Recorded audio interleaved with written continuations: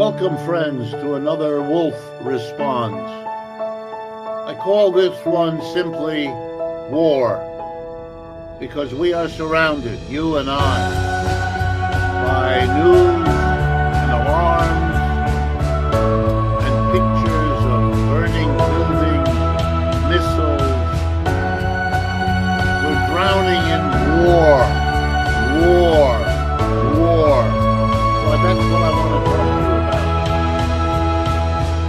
President Trump campaigned on ending what he called the forever wars, which he blamed on the Democrats. He had a good part of justification in doing that. After all, it was Mr. Biden who got the U.S., I say that intentionally, the U.S., into being the partner for Ukraine in the war against Russia. But Mr. Trump has now, in the first half year of his 4 years of office, overwhelmed the United States in war, not ended them. The Ukraine war remains. The Israeli war on the Palestinians in Gaza remains. And now the Israelis, to the wonderment of a world, a small country like that, already using other countries, mostly the United States' money and weapons to rain terror down on a largely defenseless Palestinian population. That little country of Israel is now undertaking a war that it started against the 90 million people. Israel has somewhere between 7 and 10 that are not Arabs whom they oppress. So they're warring against Iran with its 90 million people. And as if that war weren't bad enough, Mr. Trump, and remember, the United States is not part of that war, not legally, not by declaration, not by any discussion in the United States Congress that I'm aware of, has demanded, I quote you now from President Trump, the unconditional surrender of one of the two sides. I'll leave it to you to guess which one. And if the news is correct, Pakistan has threatened to enter the war on Iran's side against Israel. And I want to remind people, Pakistan does have nuclear weapons. None of this is worth it. Not for the American people, not for the Israeli people, not for the Iranian or the Pakistani people.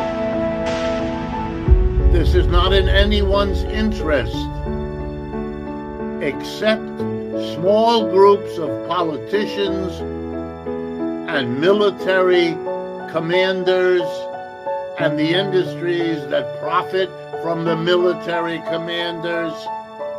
They may get something out of this, but they're a tiny group of people compared to all those threatened in their livelihoods, in their bodies and minds, and in life itself. When things get to this point, you know that something basic is wrong here, because reasonable people would not work themselves into such a situation. There's plenty of oil in the world. We don't need to kill each other over it. There are plenty of ways to resolve conflicts. Israel-Arab, Israel-Iranian, and so on, that don't require mass destruction and killing. That's always the important thing to remember. Not after the war is over, when all those kinds of comments become commonplace as people look back in horror at the prices they've paid. For what? No. Let's do it now, when it matters. Stop this craziness. Mr. Trump has demanded the unconditional surrender, his words, of Iran, a country with which the United States is not at war, a country that we were supposed to negotiate with last Sunday, and that was only stopped when the Israelis attacked on Friday. The issues have been brewing a long time. I remember in 2004, Secretary of State Powell explaining that no, the constant rumors that Iran was on the verge of a nuclear weapon were not true. And I know that every 2 to 3 years, that claim was made, and it was rebutted, and it turned out that they weren't making nuclear weapons. Could it be true this time? Sure it could. I wouldn't know. But you know the old story of the boy who cried wolf. You keep doing that and it isn't true, then one day when it might be true, nobody will believe you. Well, most of the world doesn't believe Israel and doesn't believe the United States because they cried that thing, they made that claim over and over. It has exactly the same persuasive power that the claim Iraq has weapons of mass destruction, i.e. nuclear weapons, and that turned out to be phony also.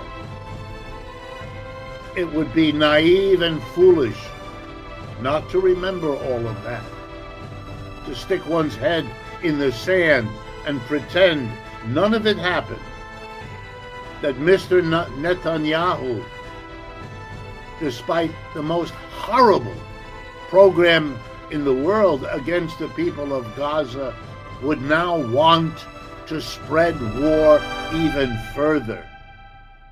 What does he imagine will be the attitude of all of the peoples whose lives have been destroyed by Israelis? What will they have in their hearts, in their minds? What kind of a future are you building with this behavior? It's the same question always asked of combatants, and for which they rarely have anything other than an answer that is somewhere between outrageous and stupid. War is stupid. It's a failure of getting a reasonable settlement without paying the absurd prices of war. The United States is no longer immune. The two oceans no longer protect us. We are vulnerable too. And we should learn the lesson before it overwhelms us. There is still time, although the time is getting short. Nothing going on in the world today deserves or is worth mass warfare killing huge numbers of people. That is the bottom line for a rational community.